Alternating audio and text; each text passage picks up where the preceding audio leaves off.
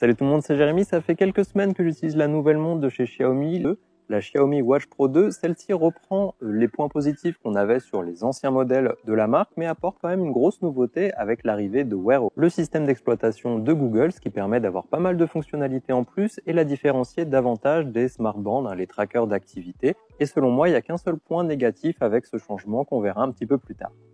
La montre est livrée avec un seul accessoire, le chargeur propriétaire. On n'a plus de système à induction sur ce modèle, mais un système de pin et le chargeur est aimanté.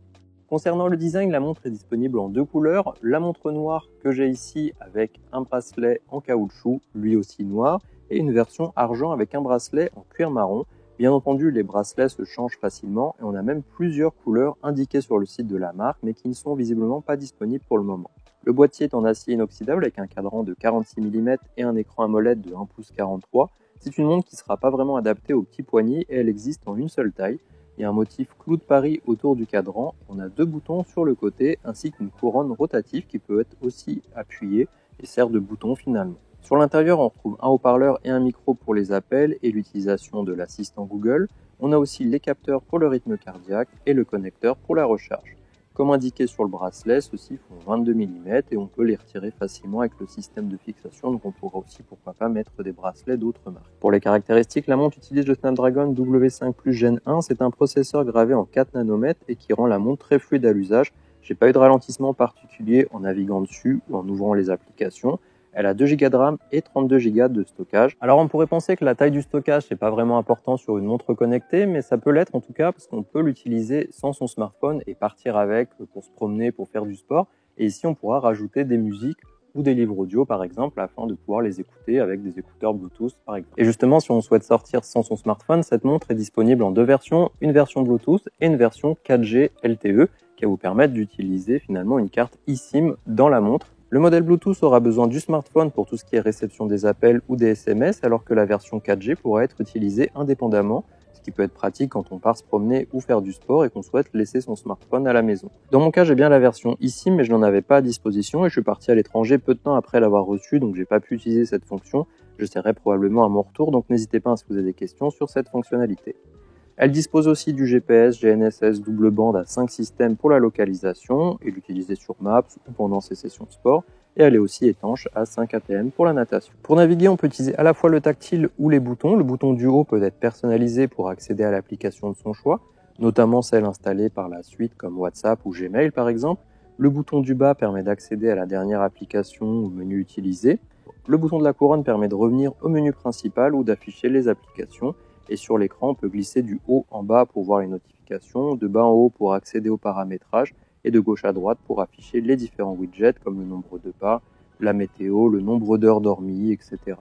La couronne permet ensuite de faire défiler les informations pour voir plus de choses et ici on va retrouver déjà les fonctions de base qu'on a sur une smartband par exemple ou les précédentes montres Xiaomi comme l'analyse cardiaque, le SpO2, le suivi du sommeil, le nombre de pas. On a quelques fonctions qui me semblent qui n'étaient pas présentes avant, comme la prise de température ou encore la mesure de la composition corporelle. Et on a aussi plus de 150 modes de sport avec à chaque fois des mesures appropriées au sport. On notera certains sports que je ne pensais pas forcément trouver ici, comme l'e-sport ou des jeux de société. On peut aussi choisir le cadran, personnaliser les menus, des choses habituelles, et on pourra utiliser l'application Mi Fitness pour avoir toutes ces informations et plus de détails bien entendu. Alors je rentre pas trop en détail sur cette application car c'est finalement la même que vous utilisiez cette montre-là ou les montres précédentes ou encore les trackers d'activité. À noter aussi qu'il faudra penser à activer toutes les fonctions qui ne sont pas actives par défaut, par exemple le sommeil approfondi, ça c'est quelque chose qu'on doit activer. Si on veut avoir le SpO2 tout au long de la journée, ça aussi il faut l'activer parce que par défaut ça ne l'est pas.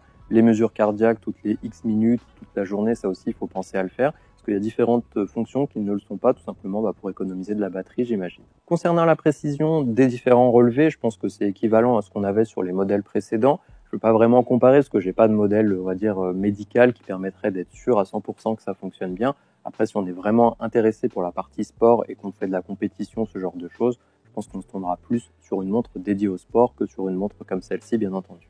C'est donc la première montre Xiaomi à disposer de Wear OS. Cela permet d'avoir plus de fonctionnalités comparé à leurs précédents modèles qui utilisaient leur propre système qui finalement n'apportait pas plus de fonctions que leur smartband. Ici, on pourra avoir Google Wallet pour les paiements via NFC, Google Maps pour s'orienter, Gmail, accéder à ses contacts pour lancer un appel, lire ses SMS et y répondre via le micro ou encore via un clavier virtuel. Et et on peut installer toutes les apps dispo via le Play Store et on a bien entendu l'assistant Google de Disponible. Donc ça la rend bien plus intéressante et on a certaines fonctions qui marchent avec les derniers smartphones de la marque, par exemple pour utiliser l'écran de la montre comme retour vidéo pour se prendre en photo, ce qui n'était pas possible jusqu'à présent, donc on a vraiment un intérêt supplémentaire avec cette montre-là, quand les montres précédentes étaient peut-être plus proches des qu'une smartwatch comme on en a l'habitude maintenant. Pour l'autonomie, ça fait 2-3 semaines que je l'utilise maintenant et j'arrive à tenir 2 bonnes journées, voire même 3, sachant que j'utilise pas le Always On Display ni la 4G. Donc ça sera quelque chose à prendre en compte. Forcément, plus on active de paramètres, moins on aura d'autonomie.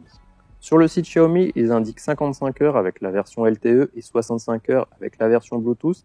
Alors bien entendu, ça c'est en désactivant tout ce qui est suivi avancé du sommeil, mesure de l'oxygénation du sang et autres fonctions qui consomment de l'énergie tout au long de la journée. Et en fonction de votre usage, vous pourrez arriver à ce qui est indiqué sur le site ou pas. Un point à prendre en compte, c'est que pour la recharger, je compte à peu près 30 minutes pour passer de 20 à 100%.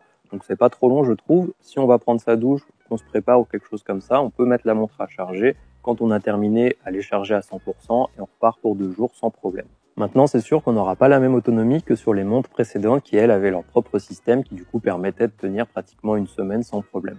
Pour les prix, la montre est dispo à 269 € dans sa version Bluetooth et 329 € pour la version 4G. C'est moins cher que ce que propose la concurrence, mais on n'aura par contre qu'une taille de disponible, ce qui permet pas vraiment à tout le monde de trouver quelque chose qui s'adapte à son poignet.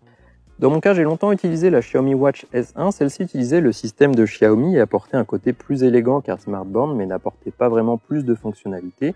Ici, on garde ce côté élégant, on a les mêmes fonctions de base pour le sport, le suivi du sommeil, les notifications, mais on a un plus avec la partie Wear OS qui permet de répondre aux messages, d'avoir ses emails, WhatsApp, de payer avec le Google Wallet et même d'avoir de la 4G selon le modèle pour prendre ses appels et recevoir ses messages sans son smartphone. On a donc une vraie différence entre la smartwatch et le tracker d'activité et la seule concession à faire selon moi, c'est l'autonomie. La Watch S1 tenait facilement la semaine et je savais que je pouvais partir en week-end sans prendre de chargeur. Ici, il vaudra mieux pas l'oublier, mais la recharge est suffisamment rapide pour que ça soit pas trop pénalisant. Bien entendu, on n'est pas obligé d'utiliser non plus toutes les options, de tout activer. Personnellement, moi, j'utilise pas le suivi avancé du sommeil, j'utilise pas le taux d'oxygène dans le sang tout au long de la journée. C'est des fonctions finalement qui ne me servent à rien et je préfère avoir un petit peu plus d'autonomie, mais du coup d'avoir quand même des fonctionnalités en plus, notamment par exemple pour ouvrir ma porte quand je rentre chez moi en appuyant directement sur le bouton, d'utiliser l'assistant Google pour programmer des rendez-vous, ce genre de choses. Donc c'est quand même des fonctions qui sont intéressantes et qui manquaient sur les montres précédentes, bien entendu. Alors il y a aussi la partie eSIM, comme je vous le disais, moi personnellement je ne l'ai pas utilisé parce que je suis parti directement à l'étranger avec et j'avais pas non plus de eSIM. Donc c'est quelque chose que je vais activer bien sûr. Donc si vous avez des questions sur cette partie-là auxquelles je pourrais répondre, n'hésitez pas. Dites-moi aussi ce que vous pensez de cette nouvelle montre et puis on se voit dans la prochaine vidéo.